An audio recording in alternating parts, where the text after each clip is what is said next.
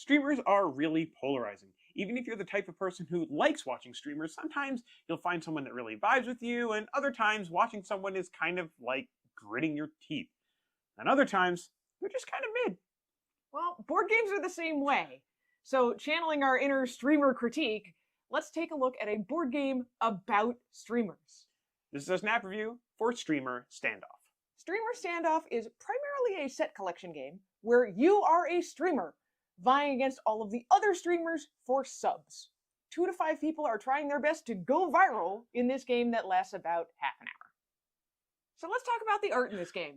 There really isn't a lot of art to Streamer Standoff other than the cover art and the player mats, or the streamer mats. The rest of the components use iconography to represent the topic icons or the influence perks. It's fine and serviceable, and the graphic design is clear, but nothing here is going to get you to mash that like button. Let's talk about how we play. Start by laying out the trend track.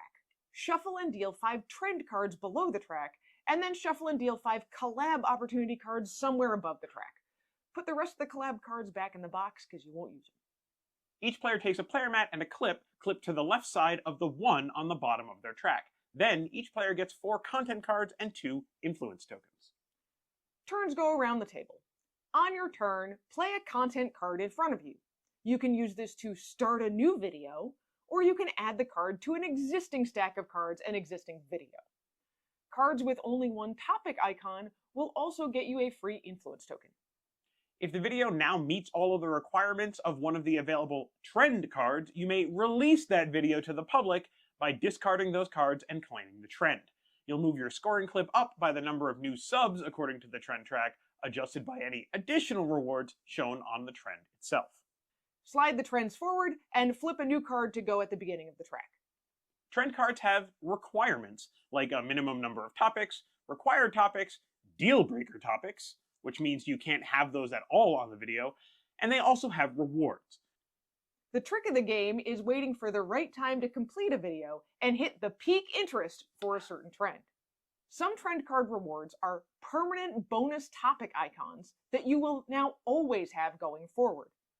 These lower your acquisition cost for future trends, but also mean you might be permanently unable to claim trends that have deal breaker topics that match those icons. These icons also count toward the collab cards above the trend meter. If you've got the permanent bonus icons to claim a collab card, declare it, take it, and you get those subs too. If you decide not to claim a trend during your turn, you can play as many influence tokens as you want. Just show them to everyone and do what they say. The exception here are the hype and scandal tokens, those you place face down on a trend card on the track without telling anyone what they are. Draw up to 4 content cards at the end of your turn. Once someone hits 20 million subs, finish the round. Then, the player with the most subs wins. So Andrew, what did we expect from Streamer Standoff? Well, I had no idea what to expect from this game. We're not really big streaming people, despite being content creators ourselves, so I have to admit, I didn't even know who Dr. Lupo was. I thought I might see some references to videos that I had seen in years past, but frankly, that was about it. I just hoped our kids would like it. Streaming and viral videos are much more a Gen Z and Gen Alpha thing.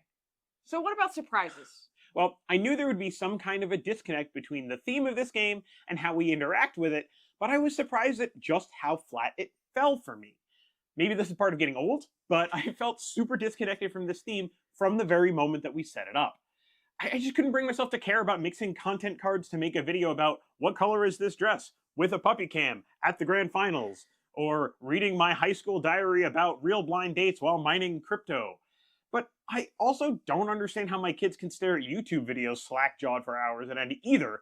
So not connecting with it, I guess, wasn't surprising, but just how much I didn't connect with it was. There was absolutely no spark. I think this might be because the gameplay just isn't that inspiring to me either. I mean, we've seen this kind of push your luck betting style game where you want to wait for something to hit a value threshold that you care about or that it's worth it. And we've seen set collection before, but neither one of these mechanics gets a novel treatment in this game. I either need amazing mechanics or a theme that I vibe with to make it work for me, and this game didn't have either one. I was most surprised that it didn't even really vibe with our kids. They found the video topics funnier than I did, but that wasn't enough to keep them engaged. Even our youngest, who often quotes videos to us, didn't really connect with this game. Unfortunately, this is also because the first few rounds of it just feel boring.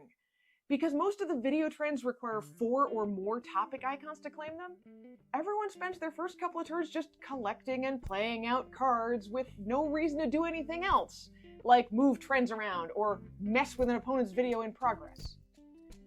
And then once things get rolling, you're pretty much at the mercy of whatever trend cards come out and how well that matches your hand. You only ever play one card on a turn, and you usually only draw a single card to replace it.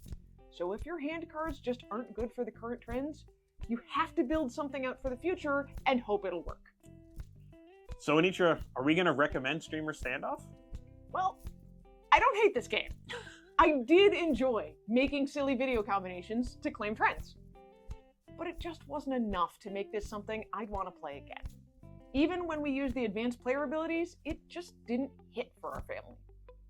Mostly, it reminded me that even though you and I make these review videos, we're just not hip enough for streaming.